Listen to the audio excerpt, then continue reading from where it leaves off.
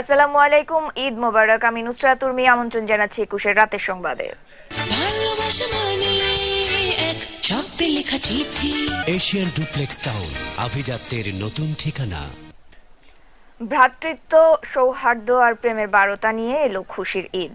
চট্টগ্রামের আকাশেই প্রথম দেখা মেলে পবিত্র শাওয়াল মাসের প্রত্যাশিত চাঁদের। ইসলামিক ফাউন্ডেশনের চাঁদ দেখা কমিটির আনুষ্ঠানিক ঘোষণার পর দেশ জুড়ে মুসলমানদের ঘরে ঘরে আনন্দের ঢেউ ওঠে। এদিকে উদযাপনের আলোয় আলোকিত রাজধানী সহ সারা দেশের বিভিন্ন গুরুত্বপূর্ণ স্থাপনাগুলো। হাসান মিসবাকের সঙ্গে নিয়ে মিরাজ মিজু রিপোর্ট। বিকেল থেকেই অগণিত দৃষ্টি আকাশে খুঁজেছে এক ফালি বাঁকা চাঁদ। অবশেষে দেখা গেছে সেই চাঁদ। কাল খুশির ঈদ, এমনটাই জানালো বাংলাদেশ ইসলামিক ফাউন্ডেশন। বাংলাদেশের আকাশে আজ পবিত্র শাওয়াল মাসের চাঁদ দেখা গেছে।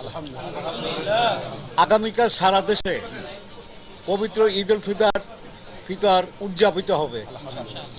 দেশবাসীকে জানাই ঈদের শুভেচ্ছা। ঈদ মোবারক। ঈদ ঘোষণার সঙ্গে সঙ্গে পরিবারগুলোয় নামে আনন্দের বন্যা। আর শিশুদের আনন্দটা যেন একটু বেশি। আজকে একটু আগে একটু চাঁদ দেখা গিয়েছে, কালকে ঈদ, আমি অনেক খুশি। প্রিয়জন দূরে রয়েছে, তাই কাছে পাবার আকুতি। গত বছর সবাইকে হারাইছি, মা বাবাকে হারাইছি, আর আমার নাতিটা বাইরে, তার জন্য খারাপ লাগতেছে। আলহামদুলিল্লাহ রাব্বুল আলামিন এই বছর চাঁদ দেখে ঈদ করতে সুযোগ দিছে। সবার জীবনে ঈদ আসুক খুশির বারতা নিয়ে, এমনই প্রত্যাশা সবার। এদিকে ঈদ উদযাপনে আলোয় রঙিন রাজধানীর গুরুত্বপূর্ণ স্থাপনা আর বিপণী বিতানগুলো। মিরাজ মিজু, ২১ টেলিভিশন, ঢাকা। মুসল্লিদের যে কোনো ধরনের প্রতিবন্ধকতার কথা মাথায় রেখে এরই মধ্যে শেষ হয়েছে জাতীয় ঈদগাহের প্রস্তুতি। এবারে ঈদের প্রধান জামাতে প্রায় লক্ষাধিক লোকের নামাজ আদায়ের ব্যবস্থা করা হয়েছে বলে জানান ধর্ম প্রতিমন্ত্রী। আর ঈদের নামাজকে ঘিরে অপ্রীতিকর পরিস্থিতি এড়াতে নেওয়া হয়েছে কড়া নিরাপত্তা। আসিফ সুমিতের রিপোর্ট। বরাবরের মতো এবারেও ঈদের প্রধান জামাত হবে জাতীয় ঈদগাহ ময়দানে। নামাজের জন্য মাঠ প্রস্তুত সহ উপরে টানানো হয়েছে সামিয়ানা। এবারে ৮৪,০০০ পুরুষের পাশাপাশি ৫,০০০ নারীরও নামাজ আদায়ের ব্যবস্থাও থাকছে। সবাই নামাজ পড়তে পারে, এই ব্যাপারে আমার মন্ত্রণালয়ের পক্ষ থেকে সর্বপ্রকার সাহায্য সহযোগিতা করতেছি। সিদ্ধান্ত এইটা ৮:৩০টার সময় নামাজ হবে। নিরাপত্তার কথা মাথায় রেখে মূল গেটের শুরুতেই বসানো হয়েছে র্যাব ও পুলিশের ২টি কন্ট্রোল রুম। এদের জামাতে বিশেষ বাহিনী সোয়াট সহ মাঠে নজরদারির জন্য থাকছে ৪৮টি সিসি ক্যামেরা। ইনশাআল্লাহ এই জামাতগুলি নিরাপত্তার জন্য পর্যাপ্ত প্রস্তুতি যেটা নিয়েছে সেটা সফলভাবে বাস্তবায়নে সক্ষম হবে। ঈদের বড় জামাতকে কেন্দ্র করে থাকবে র্যাবের গোয়েন্দা নজরদারি ও ৩ স্তরের নিরাপত্তা ব্যবস্থা। এছাড়াও থাকবে বোম ডিসপোজাল ইউনিট এবং মোতায়েন থাকবে ডগ স্কোয়াড। আমাদের এই ঈদ উপলক্ষে এখন ঢাকা মেট্রোপলিটন এরিয়াতে ২,০০০ র্যাব সদস্য মোতায়েন আছে এবং ঢাকার বাহিরে ৩,০০০ মোতায়েন আছে। রাজধানীবাসীর ঈদ উদযাপনে যে কোনো ধরনের নাশকতা প্রতিহত করা হবে বলে জানান আইন শৃঙ্খলা রক্ষা বাহিনী। আসিফ সুমিত, ২১ টেলিভিশন, ঢাকা। বর্ষাকাল বলে ঈদের আগে মৌসুমী বায়ু সক্রিয় থাকায় থেমে থেমে বৃষ্টি হচ্ছে সারা দেশে। তবে ঈদ উল ফিতরের দিন আবহাওয়া তুলনামূলক ভালো থাকার ইঙ্গিত দিয়েছে আবহাওয়া অফিস। একই সঙ্গে হালকা থেকে মাঝারি আকারের বৃষ্টিপাতের সম্ভাবনাও উড়িয়ে দিচ্ছেন না তারা। মফিউর রহমানের রিপোর্ট। সকালের দিকে ঝলমলে রোদ থাকলেও দুপুরের পরপরই নামে বৃষ্টি। এতে সামান্য ভোগান্তিতে পড়ে সাধারণ মানুষ। ঈদের দিন নামাজের পর সবারই চাওয়া থাকে একটু ঘুরে বেড়ানো। নাগরিক ব্যস্ততার কারণে অনেকদিন দেখা না হওয়া বন্ধু বা আত্মীয় স্বজনের সঙ্গে দেখা করা। এবার ঈদ বর্ষাকালে হওয়ায় এদিনে বৃষ্টি ভোগান্তির আশঙ্কা সাধারণ মানুষের। তাদের সুসংবাদ দিয়েছে আবহাওয়া অধিদপ্তর। এই 2 দিন যে একেবারে অন্ধকার ছিল সেরকম থাকবে না, এটা আমরা আগে থেকেও বলেছি যে এটা কিছুটা ক্লিয়ার হয়ে যাবে। তবে ঈদের দিন, ঈদের পরের দিন সবসময় কিছু কোনো না কোনো জায়গায় হালকা থেকে মাঝারি ধরনের বৃষ্টিপাত হতে পারে। আর একটানা কোনো বৃষ্টি হবে না, ভারী কোনো বর্ষণ হবে না। সাগর শান্ত থাকলেও অভ্যন্তরীণ নদীবন্দরগুলোতে ১ নম্বর সতর্কতা সংকেত দেখাতে বলা হয়েছে। মফিউর রহমান, ২১ টেলিভিশন, ঢাকা। ঈদে ঘরে ফেরা মানুষ পড়েছেন তীব্র যানজটের কবলে। ঢাকা টাঙ্গাইল ও ঢাকা ময়মনসিংহ মহাসড়কের কয়েকটি পয়েন্টে যানজটের চরম ভোগান্তিতে যাত্রীরা। সাভার হেমায়েতপুর আমিনবাজার এবং নবীনগরেও দেখা দিয়েছে ভয়াবহ যানজট। এদিকে মানিকগঞ্জের পাটুরিয়া ঘাটে সকাল থেকে শুরু হয় তীব্র যানজটের, তবে বিকেলের দিকে গাজীপুর অংশে যানজট কমতে শুরু করে। প্রতিনিধিদের সহায়তায় আকবর হোসেন সুমনের রিপোর্ট। ঢাকা টাঙ্গাইল ও ঢাকা ময়মনসিংহ মহাসড়কের গাজীপুরে চন্দ্রা, জিরানী, টঙ্গী, ভোগড়া, চান্দনা চৌরাস্তা ও মাওনা এলাকায় গাড়ির চাপ বেড়ে যাওয়ায় ভোর থেকেই দেখা দেয় যানজট। এই সকালে চলছি রাস্তা অনেক জ্যাম, যাইতে পারতাছি না। শফিকুর বাজার থেকে পর্যন্ত লাগছে 5 ঘন্টা। গাজীপুর চৌরাস্তার মাথার থেকে 12 ঘন্টা এই ঘন্টা এলাম। ভিড়, অনেক যানজট, সরকার কোনো ব্যবস্থা নিতেছে না। তো যানজট, গাড়ি পাইতেছি না, কিভাবে বাসায় যাব সেটাই ভাবতেছি। ঈদকে সামনে রেখে সব মানুষ একযোগে রাস্তায় বের হয়ে আসায় এই যানজট বলে জানায় পুলিশ। গতকাল থেকেই সমস্ত গাড়ি ঘোড়া মানুষজন রাস্তায় চলে এসেছে এবং একসাথে যাওয়া শুরু করেছে এবং মূল কারণ এটি। সাভারে ঢাকা আরিচা মহাসড়কের হেমায়েতপুর, আমিনবাজার ও নবীনগরে সকাল থেকেই যানজটের কবলে পড়েন যাত্রীরা। ছাদে তো যাওয়াই যায় না, ছাদেও তো জাম। 2টা গাড়ি আছে, কাউন্টার ছাড়া ছাড়ে না, কাউন্টারে যা যাইব তাই। যত দ্রুত এই গাড়িগুলোকে টাঙ্গাইল মহাসড়কে তুলে দেওয়া যায় এবং যানজট দূর করা যায় আমরা আপ্রাণ চেষ্টা করে যাচ্ছি। মানিকগঞ্জের পাটুরিয়া ঘাটে সকালে যানজট প্রায় 5 কিলোমিটার ছাড়িয়ে গেলেও দুপুরের পর থেকে তা 3 কিলোমিটারে কমে আসে। 7 থেকে 8 কিলো রাস্তা জাম পড়ছে এবং প্রচুর মানুষের জাম, রোডের জাম। 5 কিলো হাইটে আসলাম। মা বোনেরা আছে, বাচ্চারা আছে, সবাই খুব পরিশ্রম করে আসতে লাগছে। তবে অসহনীয় এই যানজট নিরসন হবে কিনা তা নিশ্চিত করতে পারেনি কর্তৃপক্ষ। Desk report, 21 television.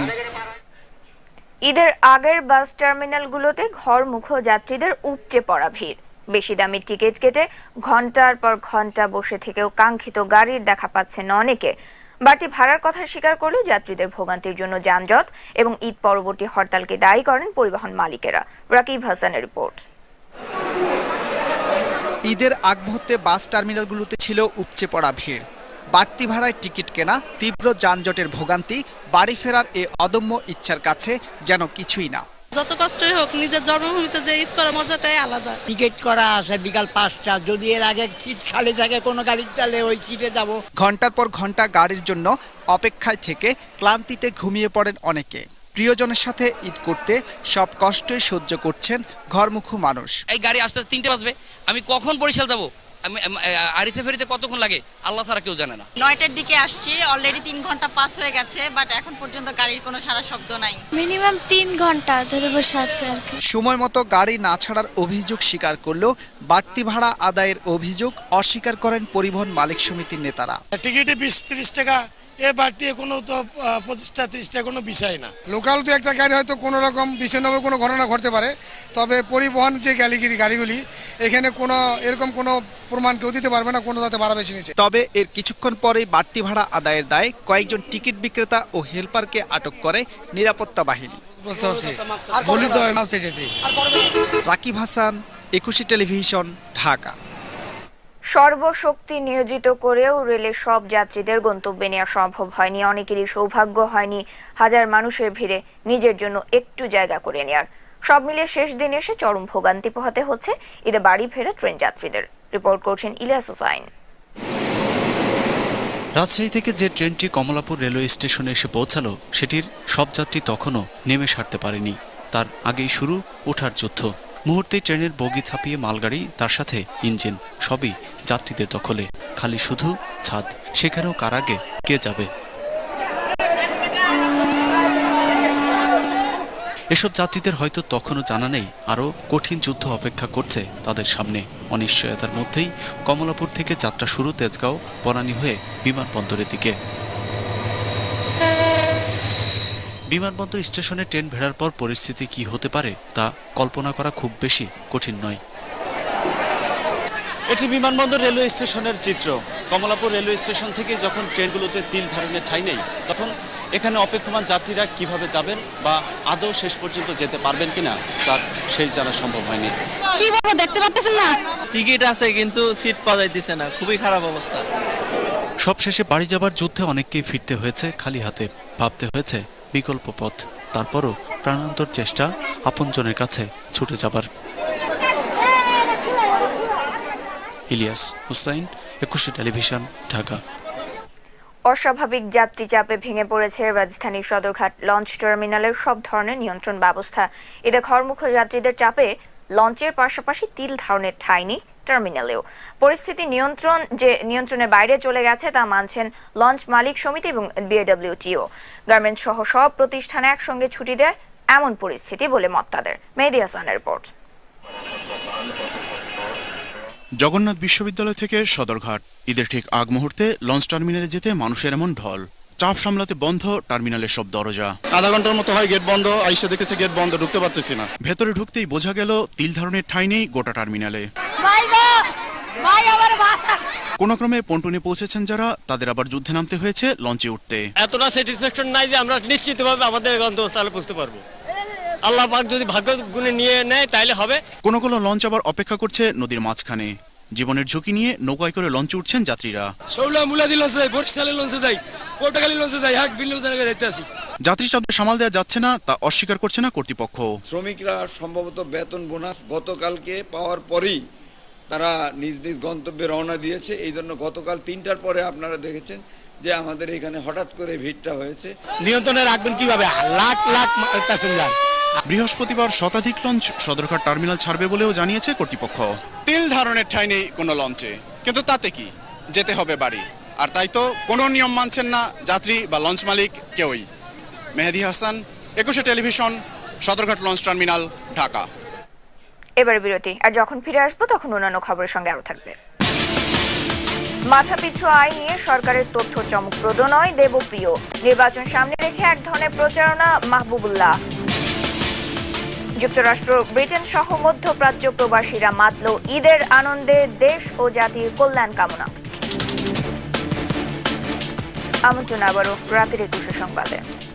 সরকারের পক্ষ থেকে মাথাপিছু আয় বৃদ্ধির যে হিসেব দেয়া হচ্ছে তা চমকপ্রদ নয় বলে মনে করেন সেন্টার ফর পলিসি ডায়ালগের সম্মানিত ফেলো দেবপ্রিয় ভট্টাচার্য।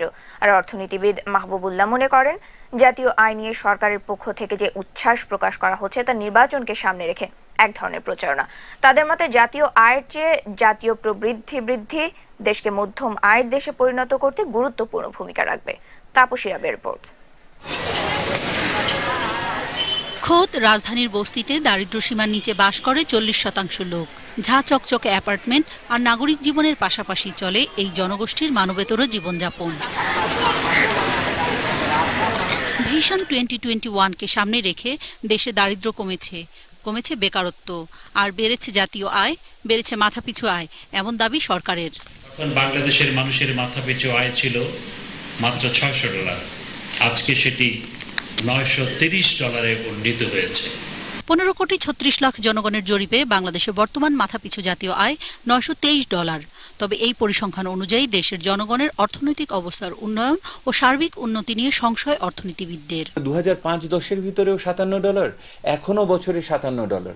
সেহেতু যেই পরিমাণটা বাড়ছে এটা ধারাবাহিকভাবে বাড়ছে, বরঞ্চ যে লাভটা দেওয়ার কথা ছিল 6% থেকে 7-8%, সেইগুলো না হওয়াতেই ওই চমৎকৃত হওয়ার মতো ঘটনা আমি দেখছি না। এই প্রবৃদ্ধি বজায় রেখে আমাদের পক্ষে যে সামনে আমরা যে লক্ষ্যমাত্রা 2021 সালের মধ্যে একটা মধ্যম আয়ের দেশ হওয়ার কথা চিন্তা করছি, সেটা কিন্তু সম্ভব হবে না। এবং সেটি করতে গেলে জাতীয় অর্থনীতিতে অন্তত 7 থেকে 8% প্রবৃদ্ধি অর্জন করার দরকার। বিশ্বব্যাংক, IMF সহ দাতা সংস্থাদের মতে উন্নয়নশীল দেশগুলোর মধ্যে বাংলাদেশের অবস্থান ভালো। তবে সামগ্রিক অর্থে অর্থনীতির উন্নয়ন নিয়ে সন্তুষ্ট নন অর্থনীতিবিদরা। এই মুহূর্তে যেভাবে আপনার জাতীয় আয় নিয়ে কথা বলা হচ্ছে বা প্রচারণা চালানো হচ্ছে, তার পেছনে একটা বড় কারণ হচ্ছে রাজনৈতিক এই জন্য যে নির্বাচন সন্নিকটে। যে কোনো একটি সরকার যদি থাকে, তার ন্যূনতম বিনিয়োগ থাকে, তাহলে সেটার ভিত্তিতে এই বাড়াটা কোনো বড় বাড়া না। অপার সম্ভাবনা থাকার পরও দেশকে একটি মধ্যম আয়ের দেশে পরিণত করতে দেশজ আয় বৃদ্ধির জন্য সরকারের যথাযথ উদ্যোগ নেই বলেও মনে করেন তারা। তাপসী রাবেয়া, 21 টেলিভিশন, ঢাকা। ঈদের জন্য ঢাকা ছেড়েছে অসংখ্য মানুষ। রাজধানীর রাস্তাঘাট সহ আবাসিক এলাকাগুলোতে বিরাজ করছে জনশূন্য পরিবেশ। আর এতে করে ঢাকায় থেকে যারা ঈদ উপভোগ করবেন তাদের অনেকেই নিরাপত্তা নিয়ে রয়েছেন উৎকণ্ঠায়। তবে রাস্তাঘাট সহ আবাসিক এলাকাগুলোতেও নিরাপত্তা জোরদার করা হয়েছে বলে জানালেন পুলিশ কমিশনার। ইমরান হাসানের রিপোর্ট। রাজধানী থেকে প্রায় ৭০ লাখ মানুষ চলে গেছে দেশের বিভিন্ন অঞ্চলে, আর তাই ঈদের সময় প্রায় ১০ লাখ বাড়িঘর ফাঁকা থাকায় নিরাপত্তা নিয়ে ভাবছেন আবাসিক বাসিন্দারা। ঈদের সময় প্রিয়জনদের নিয়ে যেন নিরাপদে ঘুরতে পারেন, এমনটাই দাবি নগরবাসীর। আমরা চিন্তা করছি এবার ঈদে হয়তো আমরা ফ্যান্টাসি কিংডম অথবা নন্দন পার্ক যাব, এবং এক্ষেত্রে অবশ্য গুরুত্বপূর্ণ ভূমিকা রাখছে আর কি আমাদের আইন শৃঙ্খলা পরিস্থিতিটা। যদি নিউজ টিভি চ্যানেলে দেখি সব কিছু ভালো হয় তাহলে আমরা বেরোতে যাব আর কি। বর্তমান অবস্থা অনেক নিরাপত্তাহীনতায় ভুগি। বছরে অনেক আনন্দের একটা দিন, আরেকটু নিরাপত্তা জোরদার করা উচিত। ঈদে রাজধানীর রাস্তায় বের হওয়া মানুষের নিরাপত্তার পাশাপাশি আবাসিক এলাকাগুলোতে আইন শৃঙ্খলা বাহিনী তৎপর বলে জানালেন ডিএমপি কমিশনার। ঈদ পরবর্তী যে 5 দিন বিভিন্ন কারণে ঢাকা শহর ফাঁকা থাকবে, এবং এই সমস্ত বাড়িঘর যেগুলি এখন খালি থাকবে সেটা যদি নিরাপদ থাকে সেজন্য আমরা ব্যবস্থা গ্রহণ করেছি। শুধু ঈদেই নয়, ঈদের পরেও যেন রাজধানীতে নিরাপত্তা ব্যবস্থা আরও উন্নত করা হয়, এমনটাই দাবি নগরবাসীর। ইমরান হাসান, 21 টেলিভিশন, ঢাকা। এবার প্রবাসের সংবাদ।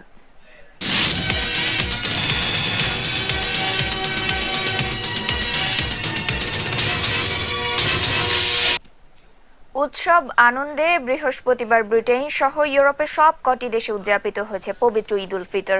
সব ভেদাভেদ ভুলে প্রবাসী মুসলমানরা মেতে ওঠেন উদযাপনের উচ্ছ্বাসে। তবে কর্মদিবস হয় বেশিরভাগ মুসলমানই নামাজ শেষে যোগ দেন নিজ নিজ কর্মস্থলে। আমাদের যুক্তরাজ্য প্রতিনিধি হেফাজুল করিম রকিবের রিপোর্ট আপনাদেরকে জানিয়ে দিচ্ছেন মুন্নিমুন। স্বজনদের ছেড়ে দূর দেশে ঈদ আনন্দে পরকে আপন করে নানা আয়োজনে মেতে ওঠেন প্রবাসীরা। যুক্তরাজ্যের সর্ববৃহৎ মসজিদ ইস্ট লন্ডন সহ ইউরোপের বিভিন্ন এলাকায় বৃহস্পতিবার অনুষ্ঠিত হয় একাধিক ঈদের জামাত। ঈদের নামাজ আদায় করতে মসজিদে মসজিদে ঢল নামে সব বয়সী মানুষের। ঈদ মানে খুশি, ঈদ মানে আনন্দ, ঈদ মুবারক। It was an amazing feeling because I never been to this kind of big mosque before. কর্মদিবস হওয়ায় ঈদের নামাজের পরপরই যোগ দিতে হয় কাজে। প্রিয় দেশে ফেলে আসা প্রিয়জনদের সঙ্গে ঈদের আনন্দ ভাগাভাগি করাটা মিস করেন প্রত্যেকেই। বাবা মার পা ধরে সালাম করার যে আনন্দ তৃপ্তি, এখানে লন্ডনের মধ্যে এই জিনিসটা পাওয়া যাচ্ছে না, তো এই জিনিসটা খুবই মিস।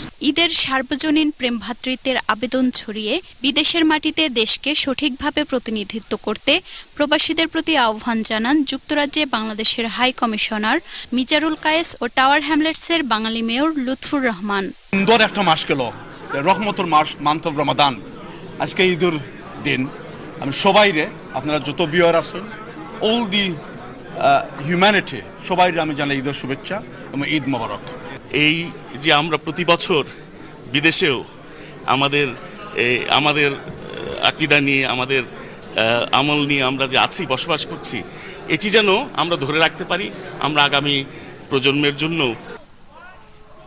মুন্নিমুন, 21 টেলিভিশন। আনন্দ উৎসব আর যথাযথ ধর্মীয় ভাবগাম্ভীর্যের মধ্য দিয়ে বৃহস্পতিবার ইউরোপের বিভিন্ন দেশের মতো ফিনল্যান্ডেও উদযাপিত হয়েছে পবিত্র ঈদ উল ফিতর। ফিনল্যান্ডের হেলসিঙ্কি নগরীর প্রধান জামাত অনুষ্ঠিত হয় হাকানিয়েমের মেরিহান হলে। প্রতিবারের মতো এবারও বাংলাদেশি মসজিদ কর্তৃপক্ষ সুষ্ঠুভাবে নামাজ আদায়ের জন্য ব্যাপক প্রস্তুতি গ্রহণ করে। শত শত প্রবাসী বিপুল উৎসাহ উদ্দীপনায় ঈদের নামাজ আদায় করেন। নামাজ শেষে প্রবাসীরা ঈদের শুভেচ্ছা বিনিময় করেন। পরে মুসলিম উম্মাহ এবং বাংলাদেশের শান্তি কামনা করে মোনাজাত করা হয়। যুক্তরাষ্ট্রে বিপুল উৎসাহ উদ্দীপনা এবং ধর্মীয় ভাব গাম্ভীর্যের মধ্য দিয়ে উদযাপিত হয়েছে পবিত্র ঈদ উল ফিতর। বৃহস্পতিবার উত্তর আমেরিকার new York, new jersey, Washington সহ বিভিন্ন স্টেটে বসবাসরত মুসলমানরা মসজিদ ও খোলা মাঠে ঈদের নামাজ আদায় করেন। যুক্তরাষ্ট্র নিউ ইয়র্ক থেকে regional chief reporter Sakhawat Hossain সেলিমের রিপোর্ট, জানাচ্ছেন রুবিনী ইয়াসমিন। খোলা আকাশের নিচে ঈদের জামাতের নামাজ আদায় করতে ঢল নামে প্রবাসীদের। দূর পরবাসী ছেলে মেয়েদের নিয়ে ঈদ উদযাপনের কমতি নেই। নামাজ শেষে সৌহার্দ্যর আলিঙ্গন, সেই সঙ্গে কামনা করেন প্রিয় দেশে চলমান রাজনৈতিক অস্থিতিশীলতা, হিংসা, হানাহানির অবসান। ঈদের জামাত পড়তে পেরে সবাই গর্বিত, দেশের মতোই লাগছে। ঈদের নামাজ পড়ে আমরা অত্যন্ত আনন্দিত এবং গর্বিত। আমরা অবশ্যই দেশকে মিস করি, দেশে প্রবাসে আমরা থেকেও ঈদের আনন্দটুকু ভাগাভাগি করে নিতে আমরা আজকে এই বিশাল মাঠে ঈদ জামাত আয়োজন করা হয়েছে। নিউ ইয়র্কের বঙ্কস বাংলাবাজার জামে মসজিদ, পার্কচেস্টার জামে মসজিদ, নর্থ বঙ্কস জামে মসজিদ, Jamaica Muslim centre, Jackson Heights মোহাম্মদী সেন্টার, অ্যাস্টোরিয়ার শাহজালাল মসজিদ সহ বেশ কয়েকটি মসজিদে অনুষ্ঠিত হয় ঈদ জামাত। ঈদ উৎসবে মার্কিন প্রেসিডেন্ট বারাক ওবামাকে ধন্যবাদ জানান প্রবাসীরা। আমরা আমাদের পক্ষ থেকে, সকল মুসলিম ভাই বোনদের পক্ষ থেকে বারাক ওবামাকে ঈদের শুভেচ্ছা। নিউ জার্সির পেটারসনের মসজিদ আল ফেরদৌসির উদ্যোগে সেন্ট মেরি হলের পার্কিং লটে অনুষ্ঠিত হয় কয়েকটি জামাত। এতে অংশ নেন রাজনৈতিক, সমাজসেবী, ব্যবসায়ী, সাংস্কৃতিক ব্যক্তিত্ব ছাড়াও প্রবাসী বাংলাদেশিরা। রুবিনা ইয়াসমিন, 21 টেলিভিশন। সংযুক্ত আরব আমিরাত সহ মধ্যপ্রাচ্যের দেশগুলোতেও যথাযোগ্য মর্যাদায় উদযাপিত হয়েছে পবিত্র ঈদ উল ফিতর। বৃহস্পতিবার সকাল 6:30 আমিরাতের সবচেয়ে বড় মসজিদ আবুধাবির শেখ জায়েদ বিন সুলতান গ্র্যান্ড মসজিদে সবচেয়ে বড় ঈদের জামাত অনুষ্ঠিত হয়। এতে আমিরাতের ক্রাউন প্রিন্স ও রাজ পরিবারের শেখ সহ হাজারো বাংলাদেশি প্রবাসী ছাড়াও লাখ লাখ মুসল্লি নামাজ আদায় করেন।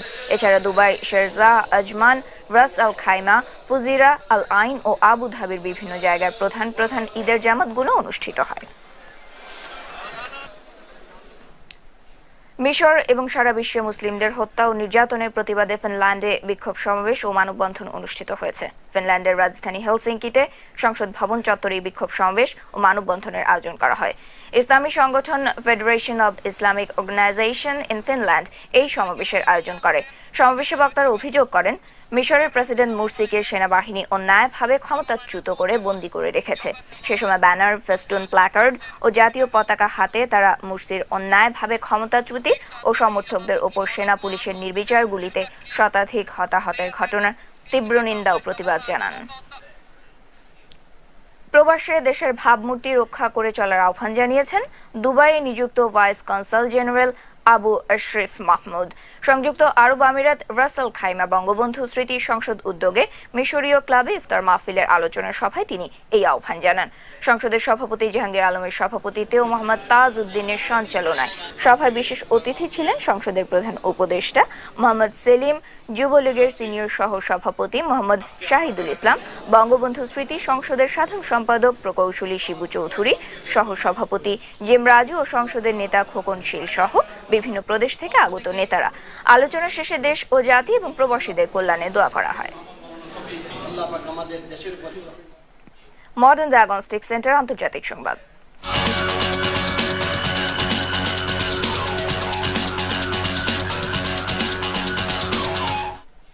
পাকিস্তানে বেলুচিস্তান প্রদেশের কোয়েটায় এক শেষকৃত্যানুষ্ঠানে আত্মঘাতী বোমা হামলায় কমপক্ষে 28 জন নিহত হয়েছে, আহত হয়েছে অর্ধ শতাধিক। হতাহতদের বেশিরভাগই পুলিশ কর্মকর্তা। প্রত্যক্ষদর্শীরা জানায়, এক পুলিশ কর্মকর্তার শেষকৃত্যানুষ্ঠানে আত্মঘাতী বোমা হামলা হতে পারে এমন তথ্যের পর তল্লাশি শুরু করলে বোমা বিস্ফোরণ ঘটানো হয়। এখনো পর্যন্ত হামলার দায় স্বীকার করেনি কেউ, তবে তালেবানরা এই হামলা চালাতে পারে বলে ধারণা করা হচ্ছে। ওই এলাকায় তালেবান শীর্ষ নেতা মোল্লা উমর আত্মগোপন করে আছে বলেও দাবি পুলিশের।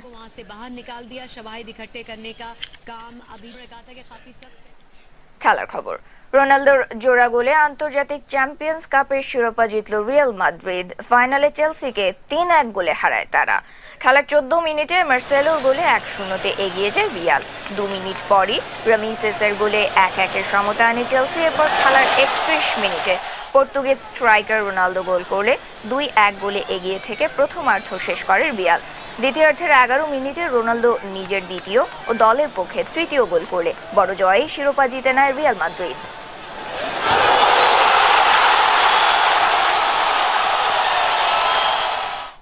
শেষ করছি 21 রাতের সংবাদ, তবে যাবার আগে শিরোনামগুলো জানাবো আরো একবার। শাওয়াল মাসের চাঁদ দেখা গেছে, মুসলমানদের ঘরে ঘরে বাঁধ ভাঙা আনন্দের ঢেউ। শুক্রবার পবিত্র ঈদ উল ফিতর। ঈদের প্রধান জামাতের জন্য প্রস্তুত জাতীয় ঈদগাহ। বর্ষাকাল হলেও আবহাওয়া ভালো থাকার পূর্বাভাস, বৃষ্টিও হতে পারে। মহাসড়কে যানজটের কবলে ঈদে ঘরমুখ যাত্রীরা, পথে পথে নানা ভোগান্তি, তবু নারীর টানে নিরে ফেরা। দর্শক, একুশে টেলিভিশনের সবশেষ খবর জানতে যে কোনো মোবাইল থেকে ডায়াল করুন 2021 নম্বরে আর লগ অন করুন 21-tv.com এই ওয়েবসাইটে। এছাড়া একুশের যে কোনো অনুষ্ঠান সরাসরি দেখা যাচ্ছে Facebook/21TV লাইভ এবং Twitter/21TVBD এই ওয়েবসাইটে। আবারও সবাইকে ঈদের অনেক শুভেচ্ছা, ধন্যবাদ, সঙ্গে থাকুন।